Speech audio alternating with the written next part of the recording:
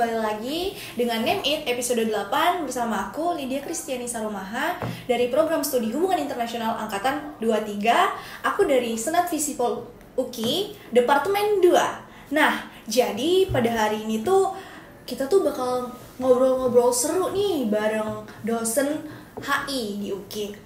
Nah, kira-kira siapa ya? Dan apa sih perannya di Visipol UKI? Daripada penasaran, yuk tonton sampai akhir. Karena obrolan kita kali ini bakal seru banget, jangan sampai ketinggalan ya. Oke. Selamat pagi Bapak. Pagi Lydia.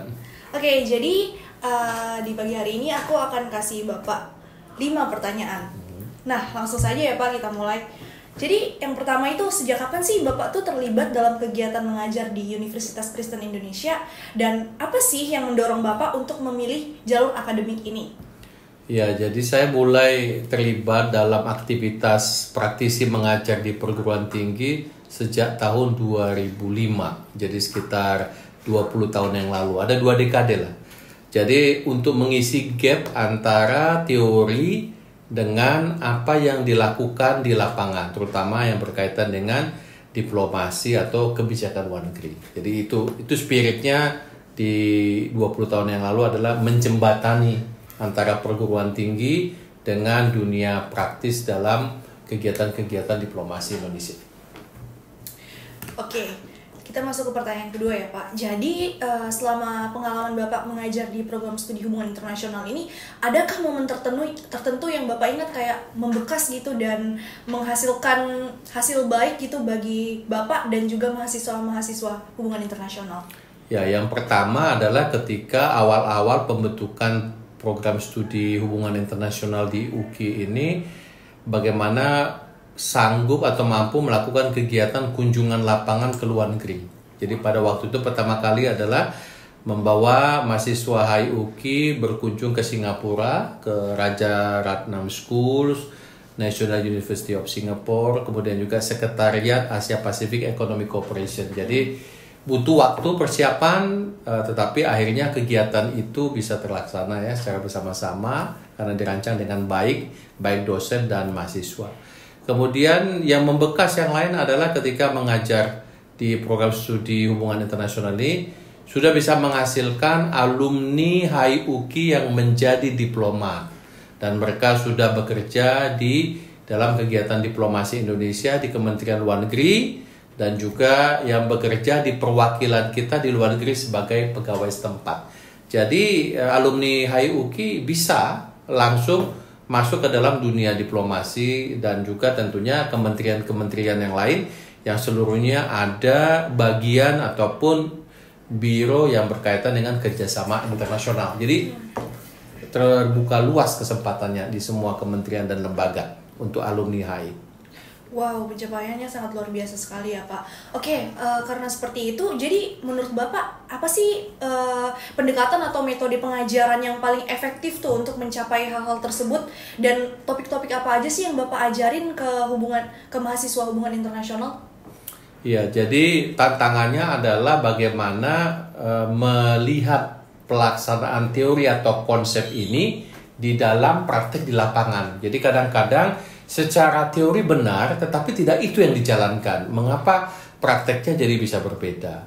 Pada saat yang sama juga bagaimana menjelaskan apa yang dilakukan oleh negara, pemerintah, dan apa dasar teori atau konsepnya. Nah, ini perlu ada satu praktisi, tetapi juga bisa diterima di kalangan akademik, tapi juga menjalankan di lapangan untuk bisa menjelaskan fenomena. Jadi komunikasi atau isu-isu yang dibahas ini juga bisa ditindaklanjuti di dalam kegiatan-kegiatan akademik, penelitian, pengajaran, ataupun pengabdian masyarakat. Jadi di situ kita butuh seseorang bridge builder sehingga contoh nyata itu bisa di lapangan ya. Jadi supaya menarik memang studi kasus, kemudian juga melakukan kunjungan lapangan kepada pelaku daripada kegiatan diplomasi, atau juga topik-topik yang menjadi prioritas daripada Indonesia ya, isu-isu yang saat ini cukup mengemuka yang sifatnya non tradisional ataupun yang menyangkut isu-isu global. Apa yang menjadi kepentingan Indonesia, karena mungkin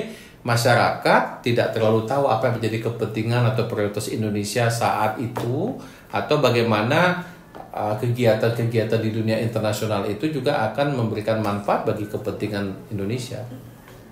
Nah, kan Bapak sudah mengajar lama sekali dan Bapak pasti sudah melihat bagaimana peminatan mahasiswa hubungan internasional di UKI ini ya. Jadi bagaimana sih Bapak melihat perubahan minat mahasiswa terhadap studi hubungan internasional dalam beberapa tahun terakhir, dan juga terutama terkait isu global yang berkembang saat ini nih Pak? Ya, jadi kalau 20 tahun yang lalu program studi HI di seluruh Indonesia itu kurang dari 20 prodi. Tetapi pada tahun 2025 ini sudah mencapai lebih dari 75 program studi di seluruh Indonesia. Artinya program studi ini menjadi minat bagi calon-calon mahasiswa seluruh Indonesia, tidak hanya di Pulau Jawa, tapi di semua pulau-pulau utama. Jadi ada di Sumatera, ada di Kalimantan, ada di Papua, ada juga di Nusa Tenggara, sampai dengan Bali. Jadi animo besar. Nah, tetapi kita bisa melihat tidak semua alumni HI itu harus bekerja di Kementerian Luar Negeri. Jadi semua kementerian bisa, di private sector juga bisa, termasuk di pemerintah provinsi atau pemerintah daerah. Nah, yang perlu kita lihat sekarang, isu-isu global itu juga dengan terbukanya informasi dan media digital cepat diakses oleh mahasiswa. Jadi bagaimana kita melihat fenomena di luar itu dengan globalisasi ini cepat berdampak. Apa yang terjadi di Eropa, di Amerika, langsung tidak langsung bisa berdampak kepada kehidupan Indonesia, kegiatan ekonomi di Indonesia, inflasi yang ada, ataupun juga pertumbuhan ekonomi. Jadi relasinya terkait satu sama lain dengan yang lain. Jadi interdependensi negara begitu kuat. Jadi saat ini juga lapangan kerja bagi alumni HI juga begitu luas ya. Jadi tidak hanya pada satu sektor saja. Jadi kontribusi daripada alumni HI ini adalah bagaimana melihat kepentingan Indonesia di dunia internasional dan mengoptimalkan apa yang ada di dunia internasional menjadi kepentingan domestik di dalam negeri. Jadi inilah yang menjadi tantangan sekaligus juga peluang bagi alumni HI dimanapun berada untuk memberikan kontribusi bagi Indonesia, termasuk membawa nama Indonesia di kancah internasional. Nah, terkait dengan hal itu deh Pak, mungkin Bapak bisa memberi saran untuk mahasiswa yang memperdalam pemahaman mereka tentang dinamika global dan mempersiapkan diri untuk berkarir di dunia internasional.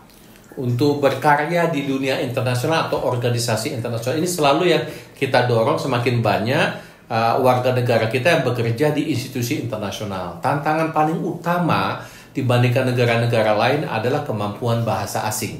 Jadi tidak hanya bahasa Inggris tetapi bahasa-bahasa PBB lainnya. Dibandingkan negara lain yang memiliki bahasa formal yang dipraktekkan tidak hanya di sekolah tetapi juga sehari-hari sebagai bahasa nasional. Kedua, ini mendukung mereka untuk bekerja di dalam organisasi internasional atau di luar negeri. Nah, kelemahan kita bahasa Inggris digunakan secara terbatas, bukan bahasa formal sehari-hari. Jadi kalau dibandingkan Filipina atau negara lain, kita menjadi tidak terbiasa seperti mereka gitu ya. Jadi kedua, informasi untuk bekerja di luar negeri itu banyak sekali ya. Jadi artinya kemampuan orang Indonesia, WNI kita itu tidak kalah jauh. Jadi sepanjang kemampuan bahasa dan juga informasi-informasi yang ada itu juga terbuka luas sekarang, mereka bisa berkompetisi. Jadi kita mengharapkan ke depannya lebih banyak orang Indonesia yang bekerja di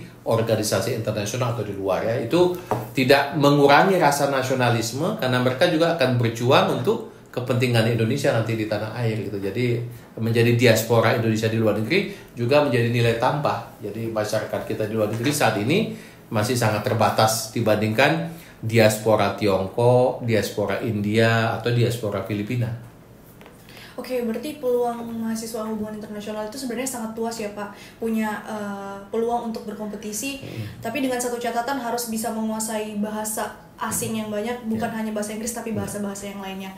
Nah teman-teman, diskusi kita itu sampai sini aja.